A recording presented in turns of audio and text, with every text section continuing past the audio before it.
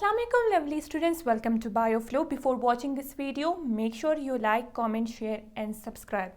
Lovely students, आज जो हम डिस्कस करने वाले हैं बहुत ही इंपॉर्टेंट टॉपिक जो है लाइफ साइकिल ऑफ बैक्टीरियोफेज। याद रहे लवली स्टूडेंट्स, बैक्टीरियोफेज को हमने बहुत ही डिटेल में डिस्कस कर लिया था अपनी पिछली वीडियो में।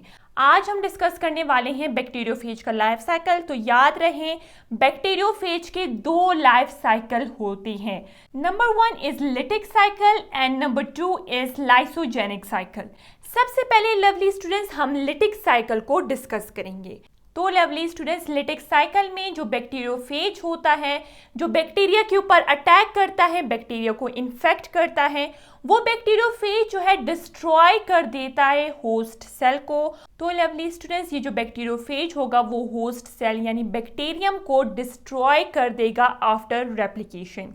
याद रहे लवली स्टूडेंट्स, इस लिटिक साइकिल को हम मास्टर एंड स्लेव रिलेशन भी कहते हैं। मास्टर इस केस में जो है एक बैक्टीरियोफेज होगा, ऑब्वियस सी बात है, क्योंकि लवली स्टूडेंट्स आपको पता है मास्टर का काम क्या होता है, ऑर्डर देना। तो बैक्टीरियोफेज जो है वो ऑर्डर देगा बैक्टीरियल सेल को, और स्लेव का मतलब होता है गुलाम। तो लवली स्टूडेंट्स, इस केस में स्लेव कौन होगा, एक बैक्टीरिया होगा बेचारा। ये बैक्टीरिया क्या करेगा, अपने मास्टर की यानी बैक्टीरियोफेज की सारे ऑर्डर्स जो है वो ओबे करेगा। इस वजह से इसको हम कहते हैं स्लेव, और स्लेव इस केस में कौन होगा, बैक्टीरियम होगा। ये लवली स्टूडेंट्स बहुत ही ज्यादा इंपॉर्टेंट पॉइंट है। तो लवली स्टूडेंट्स, लिटिक साइकिल को हम मास्टर एंड स्लेव रिलेशन भी कहते हैं। तो लवली स्टूडेंट्स, इंपॉर्टेंट पॉइंट, वो बैक्टीरियोफेज जो लिटिक साइकिल को फॉलो करता है और लास्ट में बैक्टीरियल सेल को डिस्ट्रॉय करता है, इस तरह के बैक्टीरियोफेज को हम क्या कहेंगे, विरुलेंट फेज। लवली स्टूडेंट्स, अब हम लिटिक साइकिल को इस डायग्राम के थ्रू समझेंगे।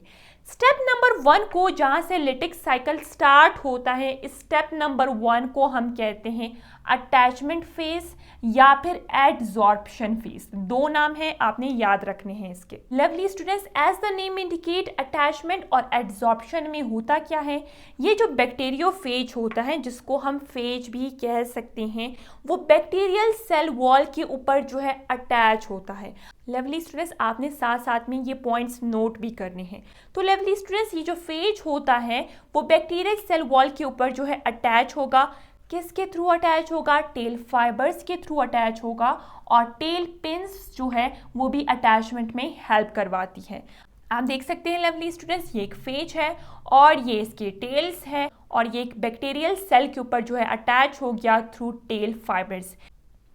याद रहे लवली स्टूडेंट्स, इस फेज के अंदर जो है वायरल डीएनए होगा, यानी फेज का डीएनए होगा, ये आपने याद रखना है। और लवली स्टूडेंट्स, इस बैक्टीरियल सेल के अंदर जो मैंने ब्लैक मार्कर से ड्रॉ किया है, बैक्टीरिया का अपना डीएनए भी होता है, जिसको हम कहेंगे होस्ट डीएनए। तो लवली स्टूडेंट्स, अटैचमेंट या फिर एडजॉर्प्शन जो स्टेप नंबर 1 था, उसके बाद जो है स्टेप नंबर 2 जो है वो स्टार्ट हो जाएगा, जिसको हम कहेंगे पेनिट्रेशन या फिर एंट्री। यानी जो ये फेज होता है, जिसको हम बैक्टीरियोफेज कहते हैं, ये बैक्टीरियोफेज जो है वो इनसाइड बैक्टीरिया जो है अपना टेल जो है वो इंजेक्ट करवाता है या फिर पेनिट्रेट करवाता है। तो लवली स्टूडेंट्स, याद रहे पेनिट्रेशन वाले स्टेप में या फिर एंट्री वाले स्टेप में, जो स्टेप नंबर 2 है, उसके 3 इंपॉर्टेंट पॉइंट्स हैं। Number 1, tail sheath contracts. और जैसे लवली स्टूडेंट्स आपको पता है कि टेल के अराउंड जो है कॉन्ट्रैक्टाइल शीथ प्रेजेंट होता है। ये कॉन्ट्रैक्टाइल शीथ का काम क्या होता है, ये कॉन्ट्रैक्टाइल शीथ जो होता है वो प्रोटीन से मिलकर बना होता है, और ये कॉन्ट्रैक्टाइल शीथ जब ये कॉन्ट्रैक्ट होता है तो ये जो हेड के अंदर जो जेनेटिक मटेरियल प्रेजेंट होता है वो जो है इनसाइड बैक्टीरिया सेल जो है आ जाता है। इस वजह से हम कॉन्ट्रैक्टाइल शीथ को हम कह सकते हैं कि वो सिरिंज का काम करती है। जिस तरह एक सिरिंज को हम प्रेस करते हैं और सिरिंज के अंदर जो मटेरियल प्रेजेंट होता है वो निकल जाता है। तो लवली स्टूडेंट्स, सबसे पहले ये कॉन्ट्रैक्टाइल शीथ कॉन्ट्रैक्ट होगा, जिसकी वजह से जो जेनेटिक मटेरियल हेड वाले रीजन में प्रेजेंट होता है वो जो है इनसाइड बैक्टीरियल सेल आ जाता है। आप देख सकते हैं जो रेड मार्कर से मैंने ड्रॉ किया है वो वायरल डीएनए होता है या फिर फेज का डीएनए होता है। Lovely student, second most important point penetration step के हवाले से कि यहाँ पे लाइसोजाइम सिक्रेशन होती है। और जिस तरह लवली स्टूडेंट्स हमने बैक्टीरियोफेज के स्ट्रक्चर में डिस्कस किया था कि टेल वाले रीजन में जो है एक एंजाइम प्रेजेंट होता है जिसको हम कहेंगे लाइसोजाइम एंजाइम।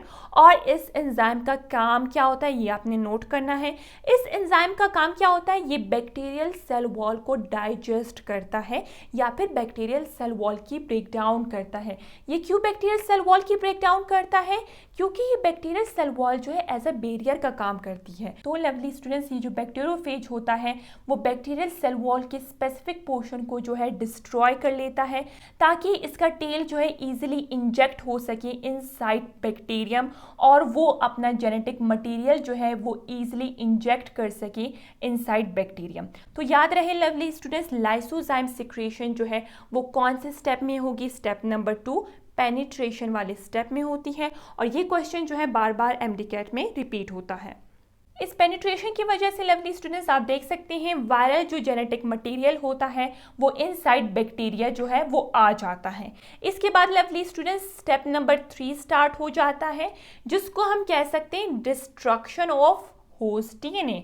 यानी लवली स्टूडेंट्स, जब वायरल डीएनए इंजेक्ट होता है इनसाइड बैक्टीरियम, जो होस्ट डीएनए प्रेजेंट होता है बैक्टीरिया के अंदर, होस्ट डीएनए का मतलब है कि बैक्टीरिया का जो अपना डीएनए होता है जो प्रेजेंट होता है इनसाइड बैक्टीरियम, उस होस्ट डीएनए की जो है ब्रेक डाउन हो जाएगी या फिर डिस्ट्रक्शन हो जाएगी। वो डिस्ट्रक्शन किसकी वजह से होती है, वो डिस्ट्रक्शन जो है एक स्पेसिफिक एंजाइम की वजह से होती है और वो एंजाइम जो है असल में फेज के पास प्रेजेंट होता है। उस एंजाइम का नाम क्या है, डीएनएज। एक ऐसा एंजाइम जो होस्ट डीएनए की ब्रेक डाउन करता है उसको हम कहेंगे डीएनएज एंजाइम। ये डीएनएज एंजाइम जो है असल में फेज के पास होता है। ऐसे ही वायरल डीएनए जो है इनसाइड बैक्टीरियम आता है तो होस्ट डीएनए की ब्रेक डाउन हो जाती है। ये बहुत ही ज़्यादा इंपॉर्टेंट स्टेप है क्योंकि लवली स्टूडेंट्स, क्योंकि इस स्टेप में जो बैक्टीरियोफेज होता है वो एज अ मास्टर का काम करती है और वो इस बैक्टीरियल सेल की मेटाबॉलिक मशीनरी को अपने कंट्रोल में ले लेता है। इसके बाद कौन सा स्टेप स्टार्ट होता है lovely student, step number 4 start होता है जिसको हम कह सकते हैं बायोसिंथेसिस। याद रहे लवली स्टूडेंट्स, इस स्टेप के जो है डिफरेंट नेम्स हैं। कुछ बुक्स में जो है इसको बायोसिंथेसिस का नाम दिया गया है, कुछ बुक्स में जो है रेप्लिकेशन ऑफ फेज या फिर मल्टीप्लिकेशन ऑफ फेज। क्योंकि लवली स्टूडेंट्स यहाँ पे क्या होता है, जो बैक्टीरियोफेज होता है वो होस्ट मेटाबॉलिक मशीनरी को यूज़ करता है और अपनी वायरल डीएनए की कॉपीज बनाता है। आप देख सकते हैं लवली स्टूडेंट्स, जो रेड मार्कर से मैंने ड्रॉ किया है वो वायरल डीएनए की जो है डिफरेंट कॉपीज बन गई और साथ साथ में लवली स्टूडेंट्स वायरल प्रोटीन्स की भी कॉपी बन जाती है। आप देख सकते हैं हेड की फॉर्मेशन हो जाती है, टेल की फॉर्मेशन हो जाती है। इस वजह से इस स्टेप को बायोसिंथेसिस का नाम दिया गया है क्योंकि यहाँ पे जो है वायरल कंपोनेंट्स की जो है फॉर्मेशन होती है। और लवली स्टूडेंट्स, इसको रेप्लिकेशन ऑफ फेज इस वजह से कहा जाता है क्योंकि एक फेज का जो वायरल डीएनए होता है, एक फेज का जो वायरल प्रोटीन होता है, हेड और टेल के फॉर्म में उसकी कॉपीज बनती है। इसके बाद लवली स्टूडेंट्स आप देख सकते हैं स्टेप नंबर 5 स्टार्ट होता है जिसको हम असेंबली या फिर मैच्योरेशन कह सकते हैं। लवली स्टूडेंट्स, असेंबली और मैच्योरेशन वाले स्टेप में क्या होता है ये आपने नोट करना है। असेंबली और मैच्योरेशन वाले स्टेप में जो है जेनेटिक मटेरियल यानी वायरल जेनेटिक मटेरियल की पैकेजिंग होती है। आप देख सकते हैं वायरल जेनेटिक मटेरियल के अराउंड जो है वो हेड की फॉर्मेशन हो गई और लवली स्टूडेंट्स, जो बैक्टीरियोफेज के जो बाकी कंपोनेंट्स थे वो भी असेंबल्ड हो जाएंगे इस स्टेप में। यानी टेल्स और टेल फाइबर्स जो है वो आपस में अरेंज हो जाते हैं, आपस में अटैच हो जाते हैं और एक कंप्लीट वायरस पार्टिकल की फॉर्मेशन होती है। इस वजह से इसको हम मैच्योरेशन कह सकते हैं क्योंकि इस स्टेप में जो है मैच्योर बैक्टीरियोफेज की फॉर्मेशन होती है। और असेंबली हम इसको इस वजह से कहते हैं क्योंकि बैक्टीरियोफेज के जो डिफरेंट वायरल कंपोनेंट्स थे वो आपस में असेंबल्ड हो जाते हैं, वो आपस में अटैच हो जाते हैं। तो लवली स्टूडेंट्स, आपने याद रखना है 20 to 25 मिनट में 200 फेज की फॉर्मेशन होती है असेंबली या फिर मैच्योरेशन वाले स्टेप में। इसके बाद जो है लवली स्टूडेंट्स लास्ट स्टेप जो है वो स्टार्ट हो जाता है जिसको हम कह सकते हैं lysis and release. Lovely students, lysis और रिलीज वाले स्टेप में क्या होता है, जो लास्ट स्टेप है लेटेक्स साइकिल का, स्टेप में क्या होता है लवली स्टूडेंट्स, जो बैक्टीरियल सेल है वो बर्स्ट हो जाता है, वो पट जाता है और जो न्यूली फॉर्म्ड बैक्टीरियोफेज है वो रिलीज हो जाते हैं एनवायरनमेंट में। अब बहुत ही ज़्यादा इंपॉर्टेंट क्वेश्चन वो ये है कि ये बैक्टीरियोफेज जो है इस बैक्टीरियल सेल को किस तरह बर्स्ट करते हैं या फिर इस बैक्टीरियल सेल वॉल की किस तरह लिसिस करते हैं। जिस तरह लवली स्टूडेंट्स मैंने आपको बताया कि टेल वाले रीजन में जो है लाइसोजाइम एंजाइम प्रेजेंट होता है, तो यहाँ पे भी लाइसोजाइम एंजाइम की प्रोडक्शन होती है और वो लाइसोजाइम एंजाइम क्या करेगा, बैक्टीरियल सेल वॉल को डाइजेस्ट करेगा या फिर बैक्टीरियल सेल वॉल की ब्रेकडाउन करेगा, जिसकी वजह से lovely students bacterial cell wall की ब्रेकडाउन होगी और ये जो न्यूली फॉर्म्ड बैक्टीरियोफेज है वो रिलीज हो जाएंगी एनवायरनमेंट में। अब ये जो बैक्टीरियोफेज है वो दूसरे बैक्टीरिया को इन्फेक्ट कर सकते हैं, दूसरे बैक्टीरिया के ऊपर अटैक कर सकते हैं और ये साइकिल जो है रिपीट होती है। तो लवली स्टूडेंट्स लेटेक्स साइकिल जो है वो कंप्लीट हो चुका है। अब हम लाइसोजेनिक साइकिल को डिटेल में डिस्कस करते हैं।